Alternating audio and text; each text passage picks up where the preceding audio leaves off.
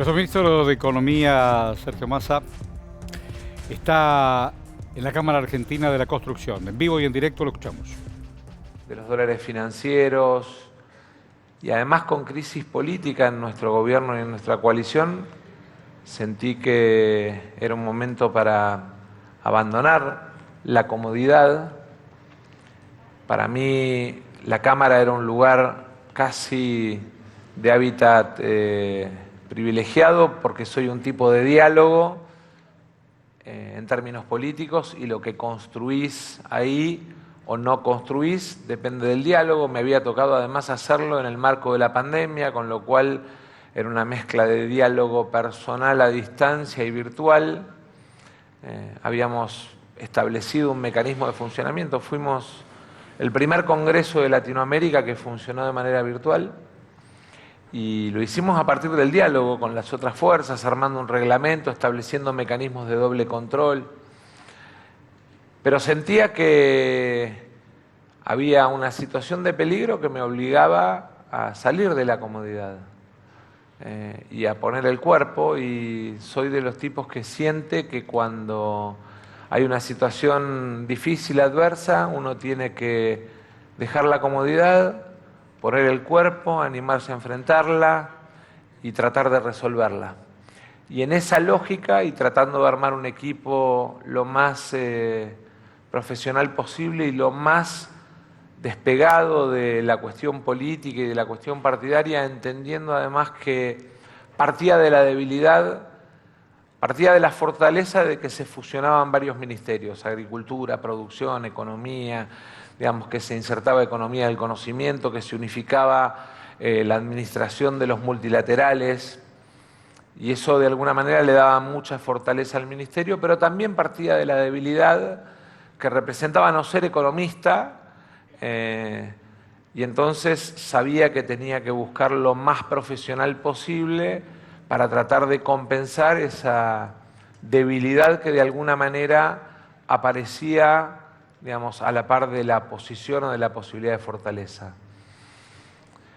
Y creo que cuando uno tiene la convicción de que, yo tengo la convicción de que Argentina es un país increíble. Tuve la suerte de recorrer como ministro, como presidente de la Cámara, como jefe de gabinete, como intendente, como director de ANSES. Tuve muchas posiciones. Tuve la oportunidad de recorrer y de ver cuáles son las virtudes y defectos de otros países, ver cómo funciona el Estado y el mundo en otros países. Y cuando uno ve lo que la Argentina potencialmente puede ser, y más en este momento del mundo, y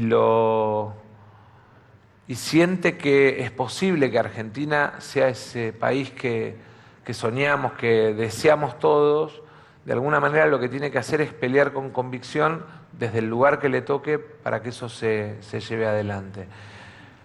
Creo que era mi responsabilidad en ese momento, creo que sirvió para estabilizar y para parar una sangría compleja. Creo que a esa estabilización ahora hay que ponerle rumbo, sobre todo porque hay pilares construidos. Y yo siempre digo que hay dos formas de mirar el funcionamiento del Estado, y todos ustedes que son del sector construcción lo van a entender mejor que nadie. El metro cuadrado de una reparación es más caro que el metro cuadrado empezado de cero, porque es más complejo, es más artesanal, y cuando una casa se raja y tiene pérdidas y se mueve una ventana y se raja el piso, hay dos formas de encarar, y con el país pasa lo mismo. Están aquellos que creen que hay que poner una bomba, tirar todo abajo y empezar de vuelta. Eso supone que o la gente que está dentro se muere porque tiraste todo abajo, o a la gente que sacaste para empezar de vuelta y hacer todo de nuevo, la mandaste a la calle el tiempo que te dure el hacer todo de vuelta. Y con el país pasa un poco lo mismo. Yo creo que es más artesanal, que requiere más trabajo, que requiere más disciplina, pero que, digamos, como este es un país con cimientos sólidos porque tiene recursos que otros países no tienen en términos de capital humano, en términos de recurso natural y en términos de capacidad de desarrollo e inversión, y después vamos a ver números, de alguna manera el desafío siempre es tratar de construir, reparar y reconstruir con la gente adentro. Y creo que esa tal vez es la forma más sana que uno tiene de poder mirar un país. Y me parece que de alguna manera refleja un poco el espíritu de lo que tenemos que hacer como dirigentes, como empresarios, como dirigentes políticos, como sociedad, el entender que todo lo que tenemos que reparar, modificar, lo tenemos que hacer cuidando que hay gente adentro y que la tenemos que cuidar. Yo siempre pongo el ejemplo de los números de la construcción. La construcción fue la principal víctima del acuerdo con el fondo. Muchos de los que están acá.